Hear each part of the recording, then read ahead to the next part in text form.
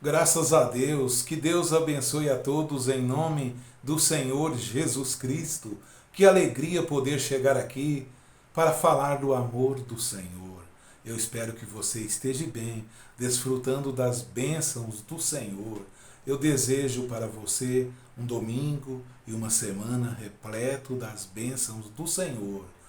Que na sua vida não falte o amor de Cristo, que no seu lar jamais falte o amor do Senhor, as bênçãos do Senhor, que Ele te guarde e te proteja no nome dEle. Graças a Deus. Deixe-me começar nesta hora. Você tem visto aí como está, nos dias em que estamos vivendo, a fé atual das pessoas em Cristo? Vamos mais. Você tem observado os que têm fé realmente preciosa, os que alcançaram? Você tem visto que na maioria das vezes existe uma maneira humilde e simples, eu vou colocar assim, de divulgar o amor do Senhor. Parece que não se esclarece que Cristo está nos corações dos humildes que lhe ama de coração e vivem para Ele. Parece que é o oposto. Parece que a mentira tem espaço. Parece que a vaidade, o mentir, o roubar, tem espaço. Mas parece que uma vida com Cristo, as pessoas não querem ouvir. As pessoas não querem saber da palavra de Deus. Então eu quero nesta manhã gloriosa conversar com você. Observe como está as igrejas de uma maneira geral, na sua maioria das vezes, porque existe um povo, em todos os lugares existe um povo especial que é de boas obras, os que foram chamados pelo Senhor, chamados para andar na luz como Ele na luz está. Mas você observa que isto não é divulgado dentro destas igrejas. O que é divulgado é fazer uso de Deus. Isso é divulgado. Louvorzão, isso é divulgado. Festas nas igrejas, isto é divulgado. E aí entra a jactância, a vaidade, aí entra a mentira, o tirar das pessoas. A oferta de Deus parece que já não é mais sagrada, porque as pessoas não têm mais temor de entregar uma oferta, porque elas já estão cheias de ouvir a respeito de roubo nas igrejas. Elas já não suportam mais de tanta mentira na igreja que não tem mais fé para entregar uma oferta. É assim que está hoje. E quem está no púlpito não tem vida vivida para corrigir estas coisas. Como está a igreja de Cristo que você pertence aí? Você tem até o seu dever poder comentar nesse vídeo. Como está a igreja que você participa aí? Irmãos e irmãs, olha, problemas existe e sempre vai existir na igreja do Senhor. Para isso, Paulo instruiu Timóteo sobre os problemas na igreja. E Paulo ainda profetizou sobre os últimos dias, que nos últimos dias teríamos tempos trabalhosos, porque haveria homens amantes de si mesmos, presunçosos, avarentos, esses na igreja. Então, de uma maneira geral, meus preciosos irmãos e irmãs em Cristo Jesus, para encurtar esta introdução aqui, você vê, e eu tenho constatado, parece que as pessoas querem usar a Deus. Usar a Deus, não deixar Deus usá-lo, usá-la. Parece que há sempre um interesse por trás, né? Mas Jesus, na sua infinita bondade, a mim particularmente, me tem feito entender o que é ser dele. Irmão e irmã, ser de Cristo é uma vida com o Senhor. Não esperar louvor do mundo. Não esperar que o mundo esteja te reconhecendo, porque, na verdade, quem nos reconhece é Jesus Cristo e nos unge. E o mundo simplesmente nos aborrece e nos odeia também. Então veja que parece que a mentira está na mídia. Parece que ser fraudulento está na mídia. Parece que igreja cheia de mentira, cheia de pecado, desde que ela seja grande e tenha louvorzão, está na mídia. Mas uma vida consagrada com Deus, uma vida com amor no Senhor, estudando, examinando as Escrituras, procurando estar com as lamparinas cheias de azeite, parece que as pessoas não querem. Não é isso que tem acontecido, meus preciosos irmãos? Vamos às Escrituras. Que Deus lhe dê um domingo abençoado, em nome do Senhor Jesus Cristo. Eu quero começar lendo aqui do apóstolo Paulo, a sua primeira carta a Timóteo, no capítulo 3 da sua primeira carta a Timóteo. O apóstolo Paulo, no verso 14 e também no verso 15, ele diz assim: escrevo-te estas coisas, esperando ir ver-te bem depressa. Mas se eu tardar, para que saibas como convém andar na casa de Deus, que é a igreja de Deus vivo, a coluna e firmeza da verdade. Pai Celestial, abençoe esta palavra agora, e esta irmã, este irmão, esta pessoa que me assiste, em nome do Senhor Jesus Cristo. Amém.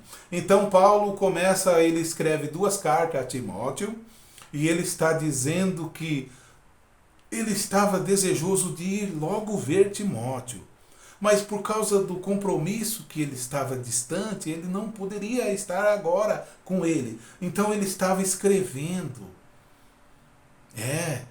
como deveriam se portar na igreja de Deus, ou seja, como deveriam agir na igreja de Deus, como deveriam estar sendo a igreja de Deus, que é a igreja do Deus vivo, aleluia. Não é qualquer igreja, mas é a igreja do Deus vivo, a coluna e a firmeza da verdade. Ali está a verdade, no Senhor Jesus Cristo. Se está na sua igreja esta verdade, esta igreja é verdadeira. Então Paulo continua, ele escreve e enche uma pequena dizendo dos problemas. Ele vai narrando problemas de ministérios, de pessoas, instruindo Timóteo a permanecer na doutrina que havia aprendido dele. Infelizmente, hoje, parece que os líderes não querem dizer o que Paulo disse a Timóteo, não dizem que aprenderam dessa maneira, mas aprenderam conforme os seus líderes do dia atual, que são homens dinheiristas, que só pensam no seu próprio bolso, que só pensa em arrecadar, dar lucro. Parece que a igreja para eles precisa dar lucro. É uma empresa, tem que dar lucro. Não. Isso para mim é usar a Deus. Deus te usar é o contrário. Paulo, tudo que ele foi um dia, ou tudo que ele tinha, ou que ele era, ele considerou como esterco para poder alcançar a Cristo. Irmãos, voltemos à Bíblia. Irmã em Cristo, voltemos às Escrituras. Não podemos nos conformar com o que estamos vendo. Parece que os líderes que ainda temos como bons homens na fé não tocam nisso. Por quê? Por causa do pecado, que está na maioria das vezes escondido ali dentro. Porque não tem vida vivida para falar do pecado. Porque não tem vida vivida para tocar nos problemas. Então o melhor que se tem é deixar dessa maneira e Deus vai agir. Deus não vai agir porque você está se escondendo. Deus não vai agir dessa maneira. Para Deus agir, você precisa confessar e deixar Deus agir. E pregar a verdade para as pessoas e dizer: ou vocês nascem de novo, ou vocês não verão o reino dos céus. Ainda Paulo, quando vai instruindo Timóteo na sua primeira carta, ele não teve o prazer de instruir na primeira carta todas as coisas. Ele escreveu a segunda, continuando, instruindo. E ele diz ali sobre os últimos tempos. E é o tempo em que estamos vivendo. Então, na segunda carta de Paulo a seu ministro Timóteo, no capítulo 2 da segunda carta, o verso 23, ele instrui Timóteo assim: rejeita as questões loucas e sem instrução, sabendo que produzem contendas. Rejeitarmos essas discussão que não tem fundamento bíblico. E ele aconselha mais: e ao servo do Senhor não convém contender, mas sim ser manso para com todos, apto para ensinar e ser sofredor. Parece que os líderes de hoje não são sofredor. As pessoas são sofredoras. Mas Paulo diz que o servo do Senhor, Timóteo, que deveria e que estava na frente da igreja, deveria ser sofredor. Irmãos, aqui está um homem sofredor, que tem sofrido para viver a sã doutrina. Não digo que consegui, nem que já tenho alcançado, mas eu tenho sofrido pelo amor do Senhor. Porque eu não posso aceitar nem estar satisfeito com o que eu vejo, com hinos modernos que não falam do amor do Senhor, simplesmente para agregar pessoas sem novo nascimento dentro da igreja. Essas pessoas não estão lá para nascer de novo. Nascer de novo é mudança de vida. Não é simplesmente ir à igreja porque os outros vão. Eu não posso aceitar isso. A igreja do Senhor é lavada pelo seu sangue, comprada com seu sangue precioso.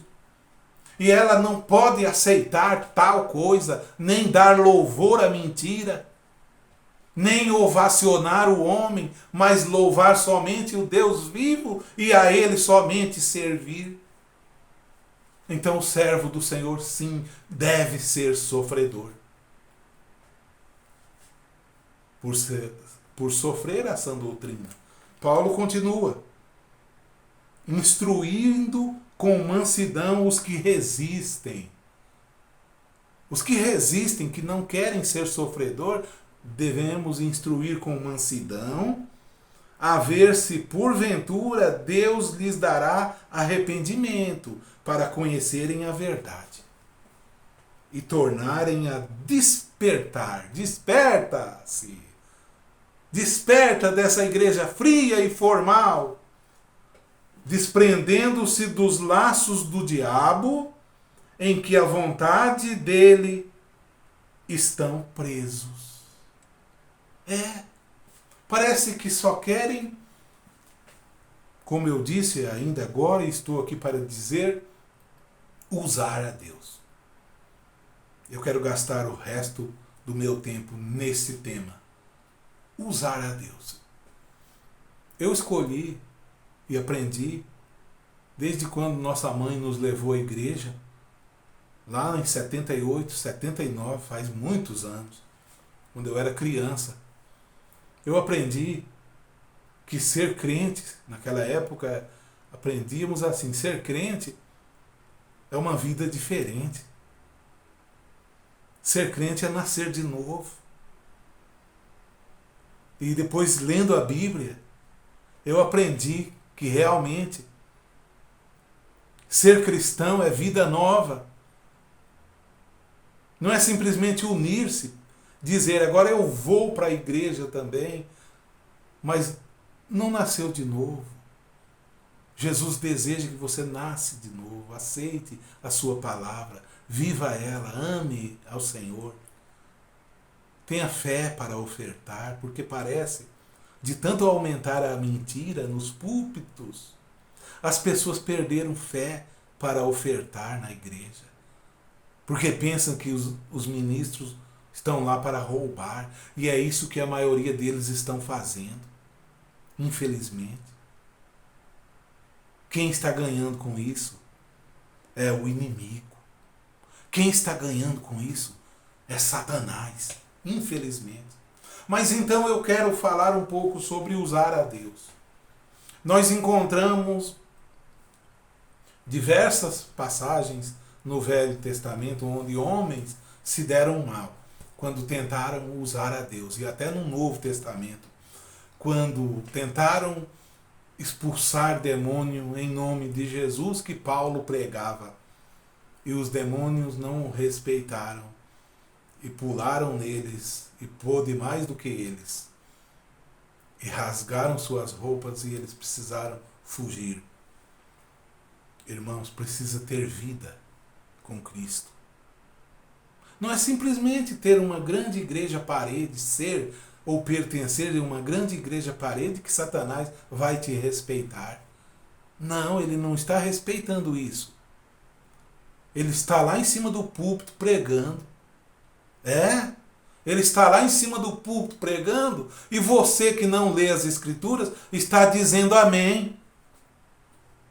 Não é simplesmente dizer eu vou uma vez por mês lá na igreja e está tudo bem. Não, irmão. É vida vivida, é vida escondida com Cristo. Como é que está a sua vida? Você tem deixado que essa frieza tem tomado conta de você? Cadê o amor que deveria existir na igreja? Onde está o amor dos irmãos? Cadê os ministros de Deus que não ligam mais um para o outro? Não liga não. Onde estão? Cadê os irmãos de união, de fé, que oravam, que louvavam, procuravam levar as cargas uns dos outros? Cadê? O que houve? A menos que você aceite suas doutrinas fora da Bíblia.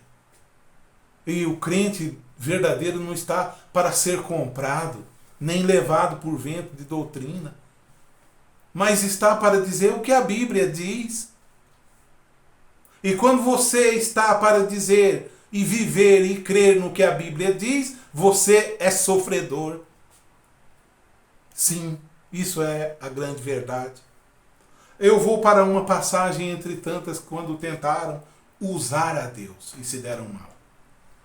E esses que estão aí usando a Deus, se já não se deram mal, vão se dar mal também. Tenha certeza. Em 1 Samuel nós encontramos que 30.000 israelitas morreram. capítulo 4 de 1 Samuel.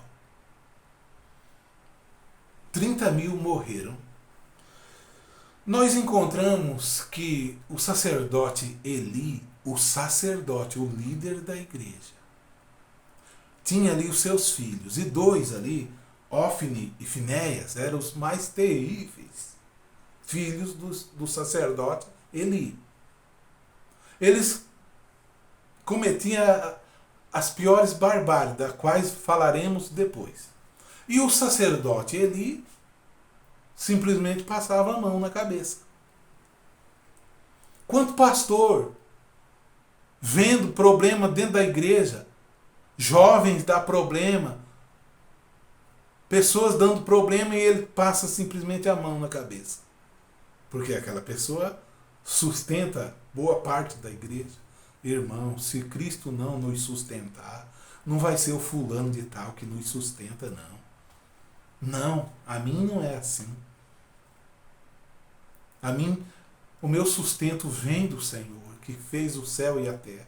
Por isso eu posso pregar a verdade. Eu posso pregar a verdade. Porque não estou sendo pago, nem apoiado por quem quer que seja, mas pelo Espírito Santo de Deus. Se você vê ministério em mim, ore por mim. Só o que eu peço de você. Ore por mim. Então nós encontramos que esses 2 jovens, Ofni e Finéias, eram os filhos de Eli, que praticavam as maiores barbáries. Mas eu quero ir para o capítulo 4 de 1 Samuel, aonde conta os israelitas são vencidos. Os israelitas foram vencidos nessa ocasião por causa que tentaram fazer uso de Deus. E os 2 filhos de Eli estavam ali. Sabe o que eles fizeram? Capítulo 4 de 1 Samuel. Quando os filisteus vinham a luta, a batalha contra eles, eles simplesmente levaram a arca. A arca a qual Deus havia falado a Josué. Peça para os sacerdotes levar a arca nos seus ombros. E quando os sacerdotes, Josué, estiver marchando rumo à terra prometida e a planta dos pés dos sacerdotes tocar o Jordão, os sacerdotes tocaram o Jordão aos seus pés, o Jordão se abrirá. E assim sucedeu. Por causa da arca nos ombros dos sacerdotes. E os sacerdotes avançaram Canaã afora e foram espantando os gigantes que haviam na terra prometida. E você deve levar a palavra de Deus nos seus ombros para espantar os gigantes mentirosos que está na sua terra prometida. Pois bem, feito isso, eles se estabeleceram em suas terras. E Deus enviou juízes. E depois enviou Samuel, o profeta. E nessa ocasião de que ele envia Samuel, o profeta, quando ele chama o menino Samuel no templo, através de Eli, isso sucede no capítulo 1, ainda no capítulo 2, uma parte. Já no capítulo 4, Samuel estava crescendo, que seria profeta, já era profeta, mas não estava ainda exercendo totalmente o seu ministério, mas os filhos de Eli estavam fazendo as piores barbáries. E eles achavam, para encurtar, você pode pegar sua Bíblia e depois conferir. Capítulo 4, 1 Samuel. Eles simplesmente descansaram de que a arca estava ali, estava tudo resolvido. Não. Não é porque a arca estava ali que estava tudo resolvido. Tinha mentira ali. Não é porque a Bíblia está no púlpito que a igreja é bela e verdadeira, não. Tem mentira ali. Não é porque o pastor fala, leiam a Bíblia, que está tudo correto. Ele vive a Bíblia. Não é porque eu digo, eu creio no Deus da Bíblia. Como é que está? Eu estou guardando os seus mandamentos. Então nós encontramos assim, eu vou ler, não posso ler o capítulo 4 inteiro para remir o tempo aqui, mas vocês podem ler, podemos ler depois. Olha, os filisteus vencem os israelitas. E veio a palavra de Samuel a todo Israel. E Israel saiu ao encontro, à peleja, aos filisteus, e se acamparam junto a Ebenezer. E os filisteus se acamparam junto a Afeca. E os filisteus se dispuseram em ordem de batalha para sair ao encontro a Israel. E estendendo-se a peleja, Israel foi ferido diante dos filisteus. Porque feriram na batalha, no campo, uns 4.000 homens. Na sequência, nós descobrimos que morreram 30.000 homens. E tomando o povo ao arraial, disseram os anciãos de Israel: por que nos feriu o Senhor hoje diante dos filisteus? Tragamos de Siló a arca do concerto do Senhor, e venha no meio de nós para que nos livres da mão de nossos inimigos. Então eles foram a Siló e trouxeram a arca que eu disse do concerto, onde Deus estava na arca. E agora eles já estavam fazendo uso, sem vida vivida, fazendo uso, fariam na sequência.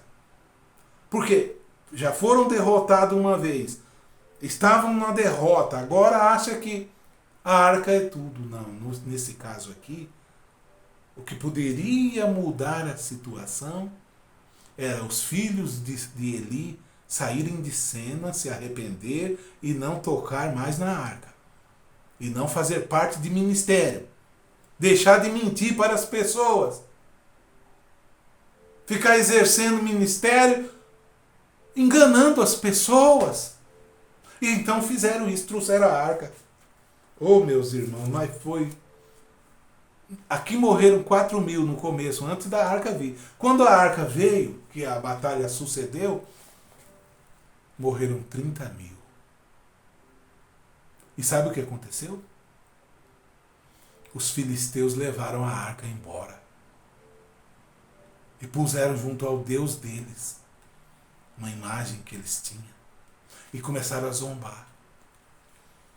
Satanás está zombando da igreja de Deus.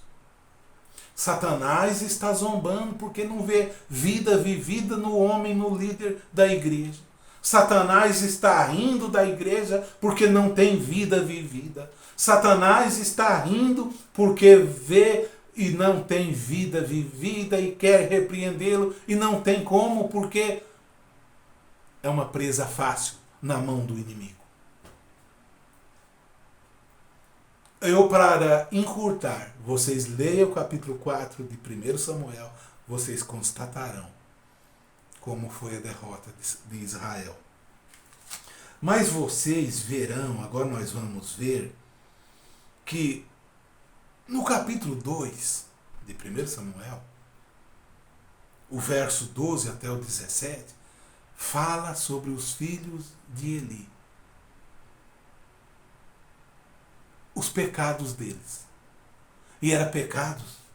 Eu quero ler para vocês o capítulo 2, parte do capítulo 2, verso 12 ao 17. Diz assim: os crimes dos filhos de Eli. Eram, porém, os filhos de Eli, filhos de Belial.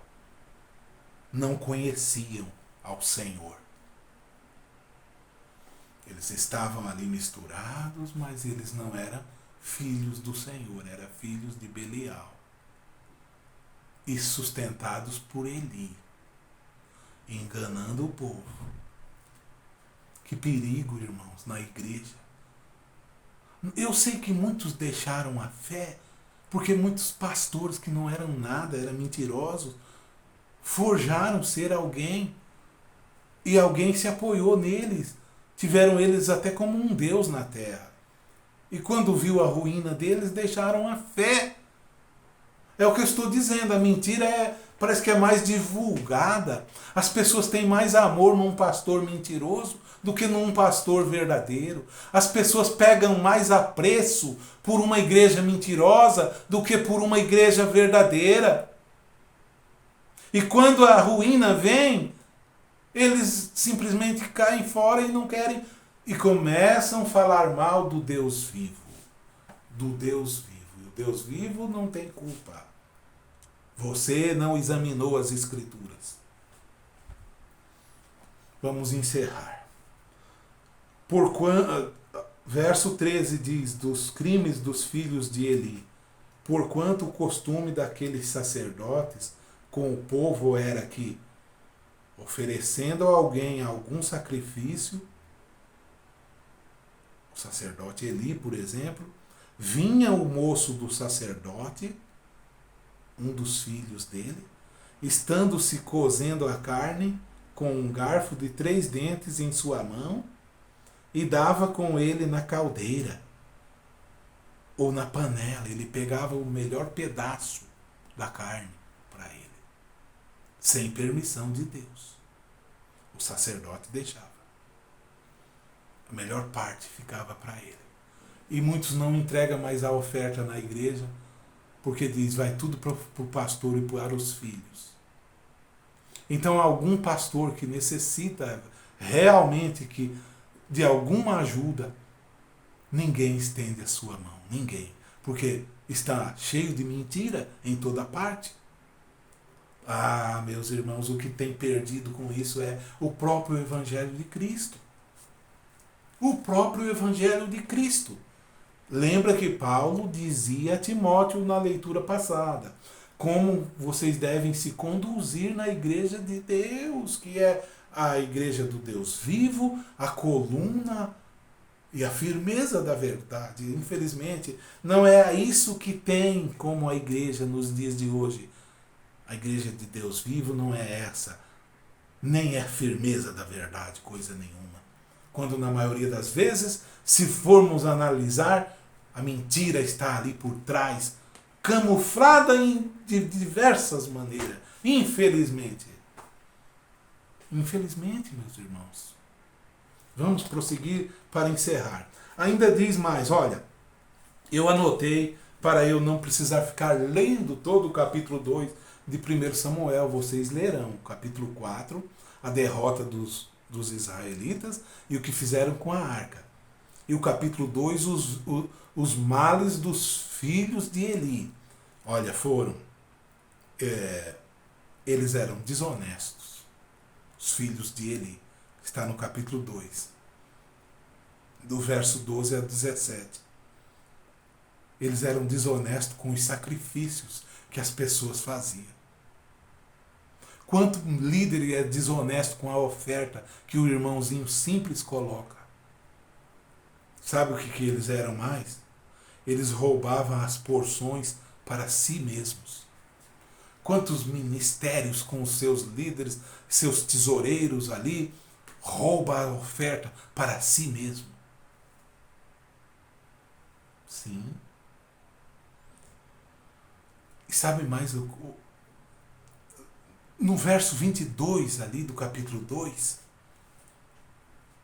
eles agiam com imoralidade. Imoralidade, pecado, com mulheres. As mulheres que serviam na porta da tenda, eles avançavam sobre elas e praticavam atos imorais. E continuava no templo. Por causa disso veio a ruína no capítulo 4, a derrota de Israel para os filisteus. Ó Senhor. Quando nos dias em que estamos vivendo, eu encontro e converso com pessoas simples. Na região que eu moro é um lugar simples, o contato que eu tenho com as pessoas local, eu vejo a sinceridade neles. Eles não têm mais força de ir a uma igreja. Por exemplo, que morava num bairro perto, uma casinha popular, simples, quando a família entrou em problema e eles foram numa grande igreja. É porque as pessoas acham que Deus está no lugar grande. Infelizmente. E eles foram. Foram uma, foram duas, na terceira vez nunca mais voltaram. Voltaram dizendo que não ia mais, porque não tinha a oferta a qual o pastor exigia. Então o pastor instruiu eles que vendessem a casinha popular e levasse de oferta à igreja. A mulher, a mãe, se escandalizou. Nunca mais quis saber de igreja evangélica. O que eu posso dizer para uma família dessa? Olham para mim, pensam que eu sou assim. Ei, irmãos, puxa vida, se não é Deus em nossa vida, se não é o amor de Jesus nos sustentando. Irmãos, aqui está um homem que vive com um salário mínimo. Um salário mínimo. Para a honra e glória do Senhor, eu tenho roupa para vestir. Não preciso mentir para as pessoas. Não saio recebendo dízimo. Às vezes alguém envia. Nunca pedi em minhas pregações. Não, não e não. Nem mesmo oferta eu peço. Às vezes alguém envia, lá uma vez cada 3 anos. Mas para a honra e glória do Senhor Jesus Cristo, eu vivo satisfeito que se eu partir agora, eu saberei e me encontrarei com o Altíssimo, aquela luz na minha frente, onde eu não temerei, sabendo que não sou perfeito. Ainda não sou perfeito. Mas o seu sangue me põe perfeito. Mas mentir para os irmãos, mentir para a igreja, fazer uso de Deus, não. E eu ensino, vocês não estão aqui para fazer uso de Deus, mas deixar Deus usar vocês. Se querem, renunciem a si mesmo. Toma a sua cruz e siga ao Senhor Jesus Cristo. Que vocês leiam esse capítulo 2 de 1 Samuel para vocês encontrar os crimes dos próprios sacerdotes. Eli, quando consentia com seus filhos, ele se torna cúmplice, enquanto pastor é cúmplice do erro do músico da igreja, mas como não tem outro músico, ele passa a mão na cabeça. E eu não sou assim. Eu não estou para passar a mão na cabeça de quem quer que seja. Então, o sacerdote Eli acaba o que se tornou cúmplice igual. No capítulo 4, eles entram em ruína, porque acharam que simplesmente a arca os livraria, mas não é a arca que vai te livrar se você não vive uma vida com Deus. Você precisa viver uma vida com o Senhor, para o Senhor habitar em você, habitar na sua vida e no seu coração. E você não precisa temer ninguém, nem nada. Ele designa anjo para te proteger e para te guardar, para te livrar de todo o mal, porque você habita no esconderijo do Altíssimo. Se você não habita nesse esconderijo, se do lado de fora você está, você pode conhecer toda a letra, mas você não tem uma vida consagrada com Cristo, você não está na responsabilidade de Cristo. Você próprio criou sua própria responsabilidade. Mais cedo ou mais tarde acontecerá a ruína. E pessoas que estão aí vão aumentar esse número de pessoas dizendo: já não acredito mais nos líderes. Porque não lê as cartas de Paulo a Timóteo. 2 cartas que precisa ser lida, conhecida, vivida, se for possível, porque é impossível viver o que Paulo escreveu a Timóteo, mas que possamos compreender o teor e aplicar para os nossos dias e viver feliz. Eu estou em paz com Deus. E se o meu coração não me condena, eu tenho paz com todos. Jesus disse: vocês serão meus discípulos quando vocês amarem uns aos outros. Eu vos amo de todo o meu coração. Examine as Escrituras, examine o que eu prego. E que Deus te abençoe em nome do Senhor. Obrigado, Senhor Jesus Cristo. Abençoe este irmão e esta irmã. Abençoe o lar deles, a família deles, a semana deles, a casa deles, as finanças. Dê saúde, Senhor. Fica comigo também, em nome do Senhor Jesus Cristo. Amém. Eu convido você, se puder, às 18h30 temos o nosso culto no nosso canal ao vivo, aqui por este canal, todos os domingos. E toda quarta-feira, às 14h, temos live ao vivo. Que Deus te abençoe. Fiquem todos na paz de Cristo.